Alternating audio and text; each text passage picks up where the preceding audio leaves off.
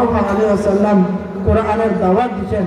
কাফের বেঈমানরা নবীজির উপর অনেক অত্যাচার করেছে, অনেক জুলুম করেছেন, অনেক অত্যাচার সহ্য করে আল্লাহ রাসূল সাল্লাল্লাহু আলাইহি ওয়াসাল্লাম দ্বীনের দাওয়াত দিয়েছেন।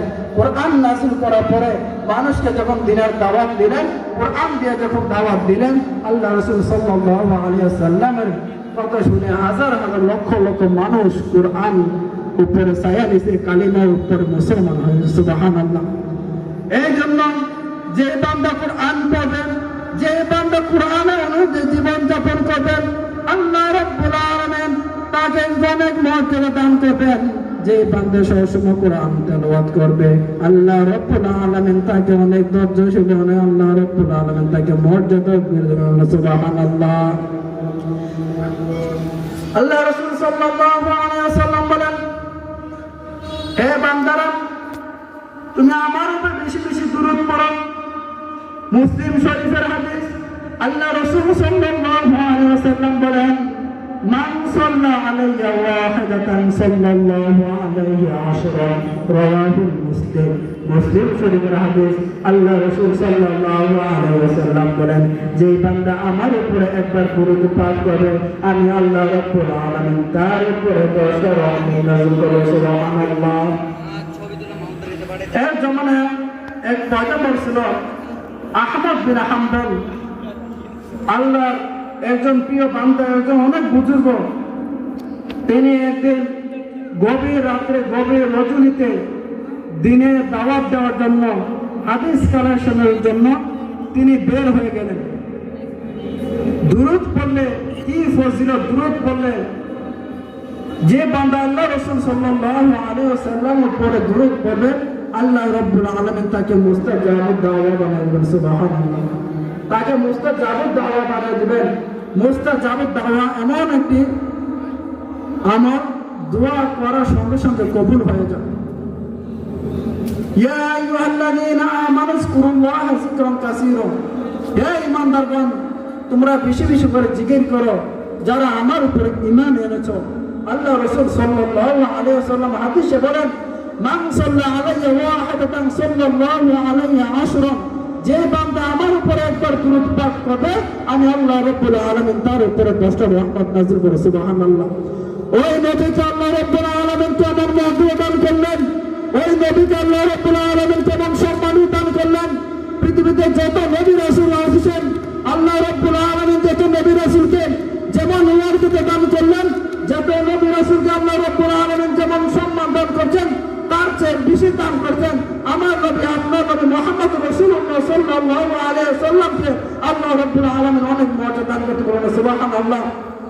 একদল আলেম বলেছে, ওই নবীকে গালি দেয়, ওই নবীকে কাউ বলে, ব্যবহার করে, ওই নবীকে রাখার পরে যারা নবীকে গালি দেন, যারা ইসলামের বিরুদ্ধে কথা বলেন, যারা ইসলামকে গালি দেয়, যারা আলেমকে গালি দেয়, যারা সুন্নিদেরকে তার গালি দেয়, তারা কখনো নবীর প্রেমিক, তারা কখনো আল্লাহ রাসূলের প্রেমিক হতে পারে না, তারা কখনো রাসূলের আশিকে বান্দা হতে পারে না। এই জন্য নবীকে গালি দেওয়া যাবে না। নবীজির সম্মান আল্লাহ রাব্বুল আলামিন অনেক বৃদ্ধি করে দিয়েছেন। আহমদ বিন হাম্বল তিনি কি করলেন? হাদিস কালেকশনের জন্য তিনি রাস্তায় বের হয়ে গেলেন। অনেক দূর যাওয়ার পর আহমদ বিন হাম্বল কি করলেন? প্রচুর শীত লাগতেছে তার। আহমদ বিন হাম্বল এক মসজিদের মধ্যে প্রবেশ করলেন। মসজিদের মধ্যে প্রবেশ করে তিনি এশারের নামাজ আদায় করলেন। এশারের নামাজ আদায় করার পরে মুয়াজ্জিনকে বলতেছে, হে মুয়াজ্জিন ভাই, আজকে রাত্রে আমি মসজিদের মধ্যে কাটাবো, আপনার মসজিদে থাকবো। আমি একজন সফর সঙ্গী, ফজরের নামাজ পড়ে আমি চলে যাব।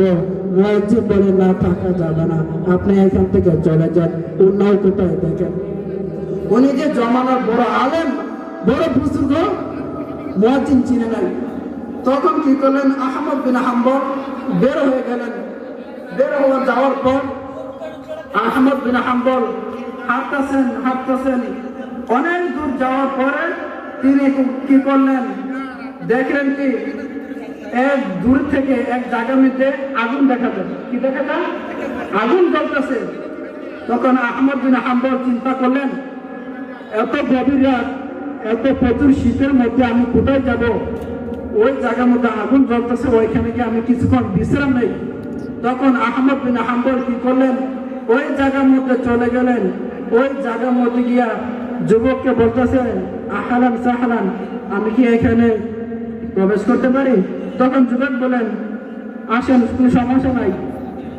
তখন আহমদ বিন হাম্বল কি করলেন, ওই জায়গার মধ্যে বসলেন। জায়গার মধ্যে বসে যুবককে বলতেছেন, হে যুবক, তোমার চুলার মধ্যে থেকে আমি কি আগুনের গরম হাত নিতে পারি? তখন যুবক বলতেছে, না, কোনো সমস্যা নাই, আপনি নিতে পারেন। তখন আহমদ বিন হাম্বল কি করলেন, চুলার মধ্যে বসলেন। বসার পরে আহমদ বিন হাম্বল কি করলেন, আগুনের তাপ নিচ্ছেন। তখন খেয়াল করলেন এক যুবক রুটি বিক্রি করতেছে। রুটি যখন বিক্রি করতেছে তখন আহমদ বিন হাম্বল যুবককে জিজ্ঞাসা করলো, হ্যাঁ যুবক, তুমি রুটি বিক্রি করো? যুবককে বললেন, হ্যাঁ আমি রুটি বিক্রি করি। তখন আহমদ বিন হাম্বল খেয়াল করলেন ওই যুবক রুটি বানা পরে আস্তাগফিরুল্লাহ। ওই যুবক রুটি আগুনের মধ্যে সেকে পরে আস্তাগফিরুল্লাহ। ওই যুবক যখন রুটি বিক্রি করে পরে আস্তাগফিরুল্লাহ, যখন ক্যাশের মধ্যে টাকা রাখে পরে আস্তাগফিরুল্লাহ। তখন আহমদ বিন হাম্বল অবাক হয়ে গেলেন, প্রত্যেক কাজে কাজে ওই যুবক আস্তাগফিরুল্লাহ আস্তাগফিরুল্লাহ পড়তেছে কেন? তখন আহমদ বিন হাম্বল যুবককে প্রশ্ন করেন, হে যুবক, তুমি প্রত্যেক কাজে কাজে আস্তাগফিরুল্লাহ কেন পড়ছো? তখন যুবক বললেন, আস্তাগফিরুল্লাহ পড়ার বদলতে আল্লাহ রাব্বুল আলামিন আমাকে মুস্তাজাবুদ দাওয়া বানাতে। সুবহানাল্লাহ। আহমদ বিন হাম্বল অবাক হয়ে গেলেন, তো তুমি মুস্তাজাবুদ দাওয়া? আমি এত বছর হাদিস কালেকশন করি, আমি এত বছর ধরে হাদিস পড়াই, আমি মুস্তাজাবুদ দাওয়া হতে পারি নাই, তুমি মুস্তাজাবুদ দাওয়া? তখন যুবক বলে, না, আনা মুস্তাজাবুদ দাওয়া, আমি মুস্তাজাবুদ দাওয়া। আমার জীবনে যত দোয়া করেছি আল্লাহ রাব্বুল আলামিন সকল দোয়া কবুল করেছে। সুবহানাল্লাহ। আমার জীবনে কোনো কিছু পার নাই, যত দোয়া করেছি প্রত্যেক দোয়া আল্লাহ রাব্বুল আলামিন কবুল করে নিয়েছেন। তবে হ্যাঁ, একটা দোয়া ব্যতীত। তখন আহমদ বিন হাম্বল যুবককে জিজ্ঞাসা করলো, কোন দোয়া? তখন আহমদ বিন হাম্বল যুবক বলতেছে, শুনেছি এই জমানা বড় একজন আলেম, বড় মুহাদ্দিস, তার নাম কি আহমদ বিন হাম্বল। আমার অনেক আশা, তিনাকে দেখে আমি যেন মরতে পারি, তিনাকে দেখার আমার অনেক শখ। তখন আহমদ বিন হাম্বল জবাব বললেন, এই দোয়াটা আল্লাহ রাব্বুল আলামিন আজকে তোমাকে কবুল করে নিয়েছেন। তখন আহমদ বিন হাম্বল যুবককে বললেন, আহমদ বিন হাম্বলকে দেখার জন্য দূরে কোথাও যাওয়া হবে না, আহমদ বিন হাম্বল তোমার দরবারে ছুটে চলে আসবেন। সুবহানাল্লাহ। এই জন্য আমরা যারা সবসময় আস্তাগফিরুল্লাহ পড়ি, আস্তাগফিরুল্লাহ পড়লে আল্লাহ রাব্বুল আলামিন জীবনে গুনাহ মাফ করে দিবেন। আস্তাগফিরুল্লাহ পড়া বদলতে আল্লাহ রাব্বুল আলামিন দামি বাড়া দিবেন। আস্তাগফিরুল্লাহ পড়া বদলতে আল্লাহ রাব্বুল আলামিন তার মর্যাদা দান করবেন। এই জন্য প্রত্যেক চলাফেরা কাজ করলে আল্লাহ রাব্বুল আলামিন জিকির, ইয়া আইয়ুহাল্লাযীনা আমানু যকুরুল্লাহা যিকরান কাসীরা, অন্তর মধ্যে আমরা জিকির করব।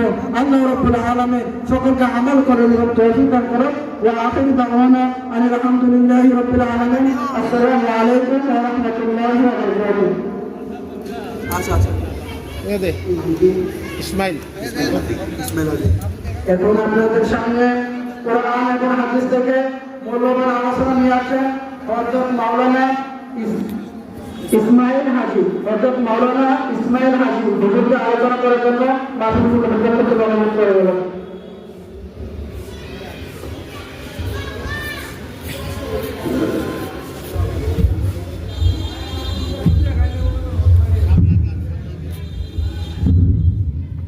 أعوذ بالله من الشيطان الرجيم